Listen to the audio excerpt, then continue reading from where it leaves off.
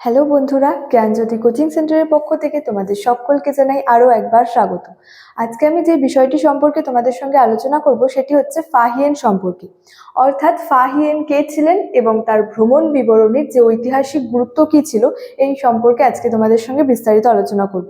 ভিডিওটি শুরু করার আগে তোমাদেরকে একটু বলে দিতে চাই যে তোমরা যারা এই সেমিস্টারে আমাদের সঙ্গে যুক্ত হতে চাইছো তারা উপরে দুটি নাম্বার দেখতে পাচ্ছ, 6295916282 এবং 7076398606। এই দুটি নাম্বারের মধ্যে যে কোনো একটি নাম্বারে যোগাযোগ করে আমাদের সঙ্গে যুক্ত হয়ে যেতে পারো। তাহলে দেরি না করে আজকে টপিক সম্পর্কে কিন্তু আলোচনা শুরু করছি।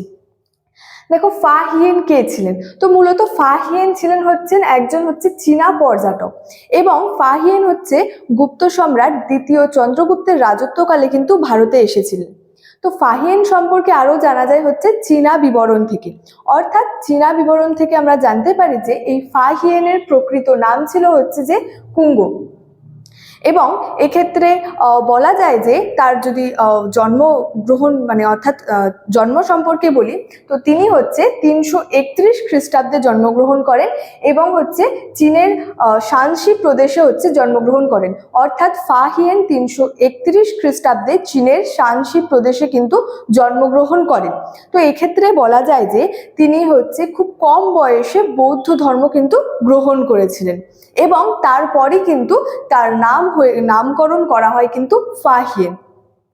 এক্ষেত্রে বলা যায় যে ফাহিয়েন কিন্তু ভারতে আসেন এবং তিনি ভারতে মোট 14 বছর কিন্তু বসবাস করেন এবং তিনি ভারতের বিভিন্ন জায়গায় কিন্তু ভ্রমণ করেন এবং তিনি ভারতের বিভিন্ন জায়গায় যে ভ্রমণ করেন তার যে ভ্রমণ সংক্রান্ত যে বিবরণ সেটা লিপিবদ্ধ করেন ফু কুও কিং নামক গ্রন্থে।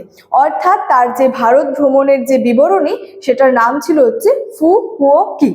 আমি বিষয়টি আরেকবার রিপিট করছি যে ফাহিয়েন ছিলেন একজন চীনা পর্যটক, ঠিক আছে? তো এই ফাহিয়েন গুপ্ত সম্রাট যে ছিলেন দ্বিতীয় চন্দ্রগুপ্ত, তার রাজত্বকালে ভারতে আসেন এবং চীনা বিবরণ থেকে আমরা কি জানতে পারি যে এই ফাহিয়েনের প্রকৃত নাম ছিল কুঙ্গো। তার জন্মগ্রহণ সম্পর্কে যদি বলি, তিনি 331 খ্রিস্টাব্দে চীনের শানসি প্রদেশে কিন্তু জন্মগ্রহণ করেছিলেন এবং খুব কম বয়সে তিনি কি হয়েছিল বৌদ্ধ ধর্ম গ্রহণ করেছিলেন এবং তারপর তার নাম হয়েছিল কিন্তু ফাহিয়েন। তো এই ফাহিয়েন ভারতে দীর্ঘদিন বসবাস করেন এবং ভারতের বিভিন্ন জায়গা যে তিনি ভ্রমণ করেন এবং তার যে ভ্রমণ সংক্রান্ত যে বৃত্তান্ত বা ভ্রমণ সংক্রান্ত যে অভিজ্ঞতা সেটা লিপিবদ্ধ করেন তার ফু কুও কিং নামক গ্রন্থে। তো এই গ্রন্থ থেকে মূলত কি জানা যায় বা এই গ্রন্থের ঐতিহাসিক গুরুত্ব কি? দেখো, মূলত ফাহিয়েন দ্বিতীয় গুপ্ত সম্রাট দ্বিতীয় চন্দ্রগুপ্তের রাজত্বকালে ভারতে এসেছিলেন। তো সেই ক্ষেত্রে ফাহিয়েনের বিবরণ থেকে কিন্তু দ্বিতীয় চন্দ্রগুপ্ত সম্পর্কে বিস্তারিতভাবে জানা যায়। অর্থাৎ গুপ্ত সম্রাট দ্বিতীয় চন্দ্রগুপ্ত সম্পর্কে জানার একটি অতি গুরুত্বপূর্ণ উপাদান ছিল এই ফাহিয়েনের যে বিবরণ। এছাড়াও এই ফাহিয়েনের বিবরণ থেকে কিন্তু যে গুপ্ত যুগ সংক্রান্তও কিন্তু বিভিন্ন ইতিহাস সম্পর্কে আমরা জানতে পারি। যেমন বলা যায় যে ফাহিয়েনের বিবরণ থেকে কিন্তু আমরা গুপ্ত যুগের যে অর্থনৈতিক অবস্থা, সামাজিক অবস্থা, সেখানের রাজনৈতিক যে অবস্থা বা রাজনৈতিক যে পরিস্থিতি সেটা সম্পর্কেও কিন্তু বিস্তারিতভাবে জানতে পারি।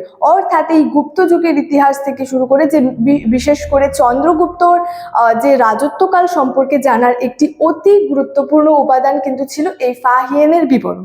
এবং এই ফাহিয়েনের বিবরণ থেকে আমরা দ্বিতীয় চন্দ্রগুপ্তের যে শাসন ব্যবস্থা, এছাড়াও জনগণের যে সুখ সমৃদ্ধির যে চিত্র সেটাও কিন্তু ফাহিয়েনের বিবরণ থেকে আমরা বিস্তারিতভাবে কিন্তু জানতে পারি। এছাড়াও বলা যায় যে এই যে আমি বললাম ফাহিয়েন যে দীর্ঘদিন ভারতে বসবাস করেছিলেন এবং ভারতের বিভিন্ন জায়গা তিনি ভ্রমণ করেছিলেন।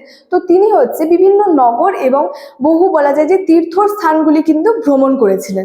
তো সেই তীর্থস্থানগুলির মধ্যে অন্যতম ছিল মথুরা, কনৌজ, কপিলাবস্তু, পাটলিপুত্র, রাজগৃহ, গয়া, বিভিন্ন জায়গায় কিন্তু তিনি যে তীর্থস্থানগুলি এবং বহু নগর কিন্তু ভ্রমণ করেন এবং এই ক্ষেত্রে পরিশেষে বলা যায় যে এই দ্বিতীয় চন্দ্রগুপ্ত এবং গুপ্ত সাম্রাজ্য বা বিশেষ করে দ্বিতীয় চন্দ্রগুপ্ত সম্পর্কে জানার একটি অতি গুরুত্বপূর্ণ বিবরণ ছিল এই ফা হিয়েনের কিন্তু মানে বিবরণ আর কি। তো এই ছিল আজকে আমার আলোচনার বিষয়। ভিডিওটি ভালো লাগলে অবশ্যই লাইক, কমেন্ট এবং বন্ধুদের সঙ্গে শেয়ার করতে কিন্তু একদমই ভুলবে না। দেখা হচ্ছে তোমাদের সঙ্গে পরবর্তী ভিডিওতে। ততক্ষণের জন্য ভালো থেকো, সুস্থ থেকো। Thank you so much. Thanks for watching.